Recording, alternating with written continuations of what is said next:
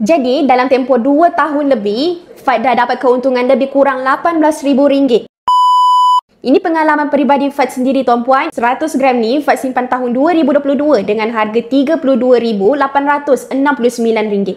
Tahun 2025, harga emas ni dah naik sampai RM49,000 lebih. Bermakna macam mana Fad nak untung? Dengan cara dulu, modal Fad RM32,000, hari ni harga jual balik RM46,000. Jadi dalam tempoh 2 tahun lebih, Fad dapat keuntungan lebih kurang RM13,000. Jadi Fad sangat yakin ini adalah keuntungan bila kita simpan emas. Yang mana kalau tuan-puan nak simpan duit, tuan-puan tak mungkin dapat keuntungan macam ni. Contohlah kalau Fad ada duit pada tahun 2023, hari ni duit tu masih ada lagi RM32,000. Kalau Fad letak dalam ASB atau tabung haji pun mungkinlah ada dividen. Tapi dividen tu masih lagi tidak boleh beat keuntungan simpan emas. Emas lebih tinggi, yang mana kalau simpan dalam bentuk duit dapat dividen sekalipun, mungkin tuan-puan kena tolak kos-kos inflasi. So bagi tuan-puan yang nak mulakan simpanan emas, jangan risau. Tuan-puan tak ada bajet yang besar, tuan-puan boleh menabung serendah RM100 dalam akaun emas Gap Public Gold. Cara bermula macam mana? Boleh rujuk pin video dekat profil Fad atau terus saja klik link di bio. Nanti Fad akan bantu tuan-puan dengan sebaiknya.